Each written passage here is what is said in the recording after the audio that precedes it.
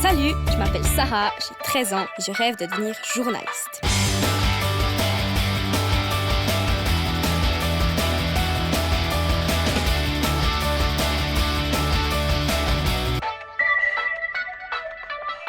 Aujourd'hui, Sarah continue son enquête sur le métier de journaliste et elle va découvrir que ça peut aussi se révéler dangereux. Flore Ducé est envoyée spéciale. Elle n'a parfois que quelques minutes pour faire ses valises et partir à l'autre bout du monde.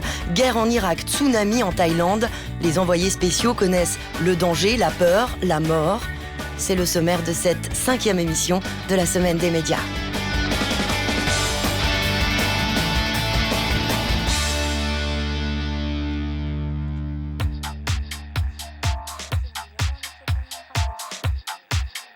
Elle, c'est Flore Ducé. Et si elle s'active ainsi, c'est parce qu'elle vient d'apprendre qu'elle part en Pologne.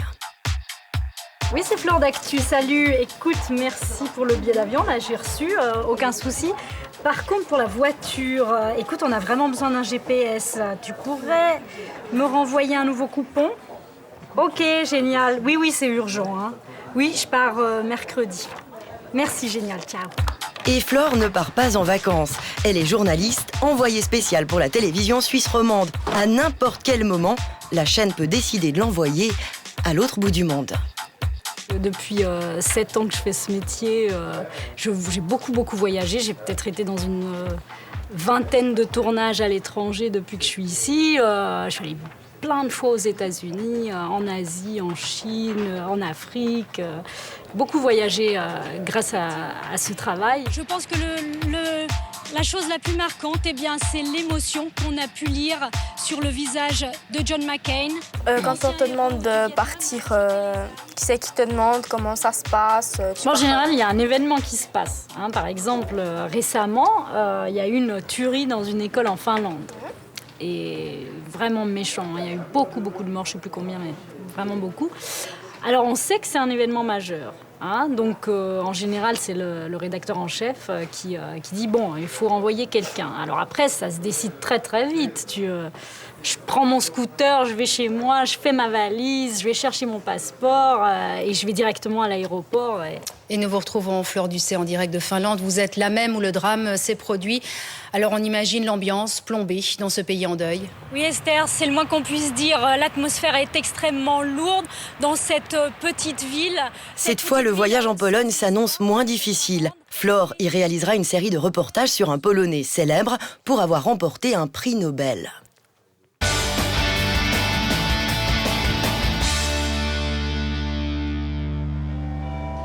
Quelques jours plus tard, à l'aéroport de Genève.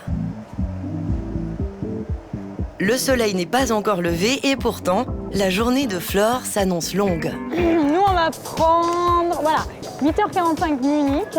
On arrive à Munich à 10h30 et après, il faut qu'on court jusqu'au point de départ pour Gdansk. Donc, on a encore, je pense, 1h30 de vol de Munich à Gdansk. Et on arrivera vers 12h30, là on va prendre la voiture de location. Et puis comme il va faire nuit assez rapidement, notre priorité c'est quand même assurer quelques plans de tournage. Lui, c'est le caméraman. Il s'appelle Jon et ce matin il est plutôt chargé. J'imagine qu'on arrive à 40 kilos là. J'imagine pas, non. Non, tu crois que c'est... T'es sûr que t'avais besoin de tout ça? Vous devez bien vous entendre avec Flore, vous partez souvent ensemble. Ouais, non, on a fait quoi? Plusieurs. 3 ou 4 tournages ensemble. Ça a l'air tout simple cette fois. Petite, toute petite. Et si Jon dit ça, c'est parce que les voyages à l'étranger peuvent devenir très compliqués. Par exemple, lorsqu'un pays n'aime pas beaucoup que des journalistes fouinent sur son territoire. Et c'est précisément ce qu'il est arrivé à Flore et à son caméraman. Non mais avec Jon, on a déjà eu des gros problèmes, Sarah, faut le savoir. Non, en Tunisie, on a été suivis par la police. Ils nous ont mis des espions de l'État dans notre hôtel. Il y a un moment où on a interviewé quelqu'un, on n'aurait pas dû.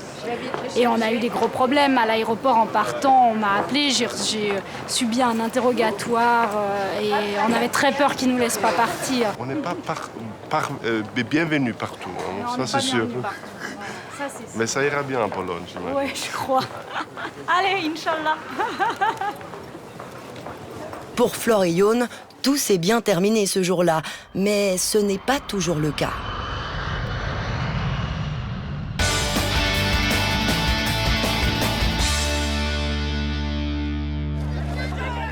L'année dernière, dans le monde, plus de 900 journalistes ont été agressés ou menacés.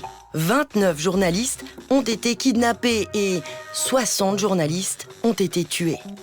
Il existe un pays sur la planète particulièrement meurtrier pour les journalistes, l'Irak. Depuis le début de la guerre, en 2003, plus de 200 professionnels des médias y ont perdu la vie, tellement qu'aujourd'hui, les journalistes étrangers n'y vont plus. Aujourd'hui, Raphaël Guillet travaille à la TSR, mais en 2003, il était envoyé spécial pour la radio suisse romande. Et avant même le début du conflit, la radio a décidé de l'envoyer en Irak.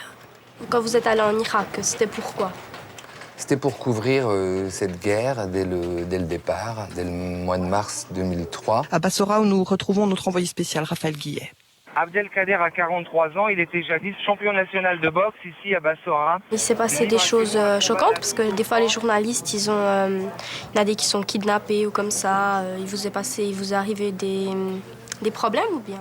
À moi non, sans doute parce que j'ai de la chance ou alors parce que je m'aventure peut-être pas là où il ne faut pas.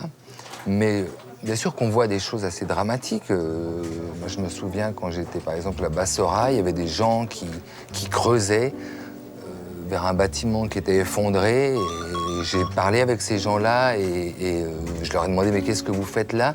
Ils m'ont dit « C'était une prison ici, il y a mon frère qui est dans les décombres, donc j'essaie de le retrouver. » Son frère, Qassem, opposant politique à Saddam Hussein, emprisonné depuis 1980, donc depuis 23 ans, est toujours porté disparu dans les décombres de ce bâtiment défoncé. Pourquoi les journalistes sont plus tellement amenés à voyager en Irak? Parce que souvent, les rédactions ne veulent plus prendre le risque de les envoyer, parce qu'il y a eu beaucoup d'enlèvements. Les journalistes devenaient en quelque sorte du gibier pour obtenir de l'argent, donc souvent les rédactions. Ici aussi, à la TSR, quand je suis arrivé, moi je voulais y retourner et ils ont dit non. Parce qu'il y avait ces enlèvements. Celui qui a dit non, c'est le rédacteur en chef de la TSR. À l'époque, Christophe Chaudet. Alors on continue d'envoyer des journalistes dans certaines zones à risque, mais parfois, comme c'était le cas en Irak, qui est un pays en guerre, on a renoncé à envoyer des journalistes. En Irak, par exemple, lorsqu'on a eu quelqu'un qui travaillait sur place pour nous, il ne pouvait plus sortir de sa chambre d'hôtel tellement la violence était récurrente dans les rues. À compter du moment où ce journaliste ne pouvait plus sortir de sa chambre d'hôtel, on devait réfléchir, nous, quel était l'intérêt pour nous d'avoir un journaliste qui est coincé dans son hôtel. Comment on a les informations d'Irak maintenant qu'il n'y a plus tellement de journalistes? Il y a encore des agences de presse comme l'AFP, l'agence France Presse, qui ont des bureaux sur place en Irak, qui envoient des dépêches. Il y a aussi des numéros de téléphone que j'ai gardés de gens que j'ai rencontrés là-bas. Mais c'est vrai que depuis qu'il y a moins de journalistes, on en sait malheureusement moins sur ce pays. Ça devient un problème.